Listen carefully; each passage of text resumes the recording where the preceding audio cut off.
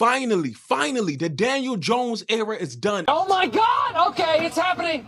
Everybody stay calm. What's the Everybody procedure, stay calm. everyone? What's the procedure? Stay calm. It's over. Finito. Put it away. Put it in a body bag. It is a beautiful day. What a wonderful day! Daniel Jones era is over.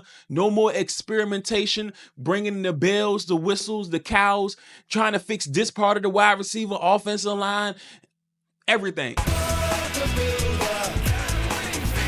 It's over. It's done. I know you are happy because I am finally happy that it's over. We can move on to the next page in the New York Giants history books. Throw it away. Daniel Jones was average, not even average at best. He was subpar. He was below average quarterback. He will be a backup quarterback in the NFL. And there's nothing wrong with it. We all got to play our roles in life. I wish him the best success, but just not as the starting quarterback of the New York Giants, because don't us as Giants fans, we want a franchise quarterback. Come on now, it's time for us, time out to stop having these piss poor quarterback playing quarterback. So let's get into Dayball, see what he gonna say about this, and let's rock out with it. So we're making a quarterback switch here from Daniel, and we're going to go with Tommy. I spoke with all the quarterbacks this morning before our morning meeting. Let them know what the direction that we're going. Those are never easy conversations. Got a lot of respect for all three of those guys.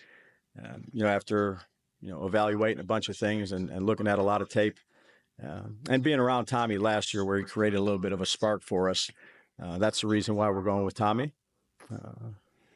Drew will be the backup. Continue to work with him. He's been nothing but a pro, and as was Daniel. So it's never an easy conversation to have with the players, but felt like this was a necessary move for us, and look forward to working with Tommy and getting him ready to go against Tampa. My thing is how do y'all look at this? Like, are you looking at this like what he just said? Tommy DeVito's been in the system for a little bit, so even though Drew Lock is more experienced, he's a more seasoned quarterback, I would say. Would you just stick with Tommy DeVito because Tommy DeVito knows the system, and that's the reason why he's going with Tommy DeVito opposed to Drew Lock?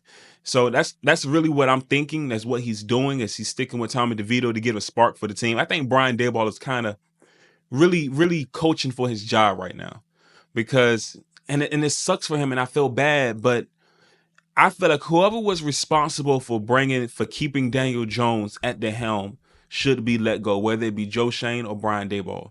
So I don't think Brian Daboll should necessarily lose his job, but whoever was the biggest advocate for Daniel Jones. Now, if it was the owner, the coach, and the GM just got to bite that bullet, and I think they can keep going. I think they should keep their jobs. Now, if it was Joe Shane that was the biggest advocate for Daniel Jones, I'm sorry. If it was Brian Daboll that was the biggest advocate for Daniel Jones, I'm sorry. But I just think that whoever was the biggest advocate for Daniel Jones must go. Now, I just think Brian Daboll is coaching for his job, and that's the reason why he is looking for the spark that Tommy DeVito gave us last season. Was it last season or the season before? I believe it was last season when he gave us that spark that we needed. So let's see what else he got to say. A couple of quick things. Why Sure. now with the move? Obviously, it's to buy. You're on a 5-game losing streak, but why now actually, make the move with Daniel? Yeah, I think you said some of those things. We're obviously not playing the way any of us want to play, and that's on all of us. But felt like this was a decision that it's not on all of us. You wouldn't replace the quarterback. Of course, the whole team isn't playing perfectly well, but we know how one franchise quarterback can change the whole morale of a team, whether they're playing very good or very bad. And Daniel Jones has been playing subpar, like I was just saying, average check down passes, never throwing it deep, not even utilizing the weapons he got. He can't throw it. He's not accurate. Only thing he can do is run the ball, but he doesn't even run effectively, of where it's like it's a fearful thing that you're going to run.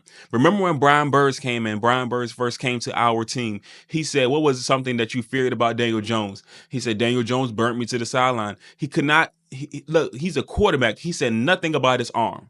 Now, I understand with Lamar Jackson, when you think about Lamar Jackson, you fear his legs, but you also, too, you got to worry about his intellect when it comes to the passing game, because he does good. He does well in passing, too. Of course, he's not Pat Mahomes, but what I'm saying is with Daniel Jones, you never fear anything about his arm whatsoever. You know what this also can mean is this could be the end of Darius Slayton in the New York Giants uniform too as well, because his chemistry was great with Daniel Jones. But as that's coming to an end, I kept saying Darius Slayton needed to go somewhere else. I think he's a decent receiver. I think he should have went to Kansas City. That we needed to make here and try to spark things, change things up. And we went and did it with Tommy. Again, we spent a lot of time here over the last week of evaluating a lot of things, and just felt like this was the best thing for us. And one more quick one. Obviously, you guys signed Drew, gave him a decent contract, and he was the backup in every game. So usually the backup gets the call and not the number 3 guy. Why flipping over him to go to Tommy? Yeah, I understand the question. Again, I got a lot of confidence in Drew, the way he's handled himself since he's been here, and he handled this well too. I really believe it's because Drew Lock is not yet quite familiar with the playbook, or could it be that Brian Daboll know that Tommy DeVito is worse and he's trying to technically tank to get a number 1 quarterback, whether that be Shador or Cam Ward. So we'll see. Professional. Again, Tommy, we've been with Tommy here for a little bit. He's done a nice job, I would say, throughout practices here, but also you have something to lean on by going back and watching him operate some of our stuff from last year. This is no indication on Drew whatsoever. He's been excellent for us. It was more about what I felt Tommy gave us. Yep. Patty Trina.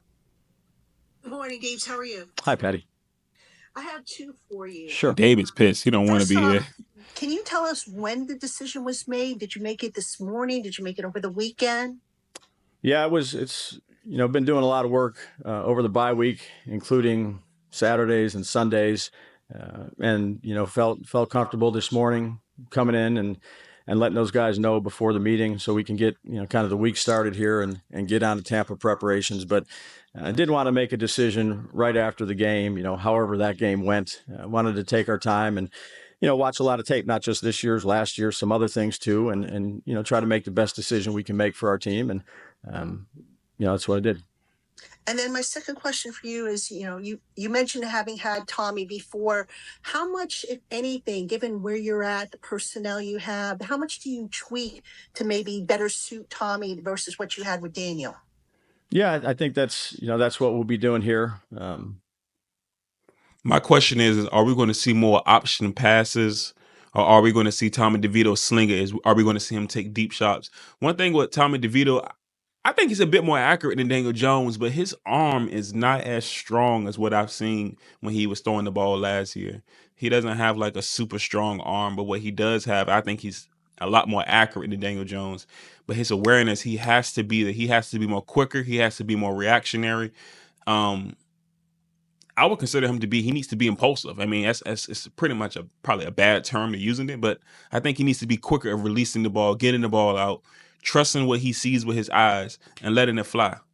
He's a shorter, under height quarterback, but I think he's pretty decent, but like I said, is he the franchise guy? That's for you to answer.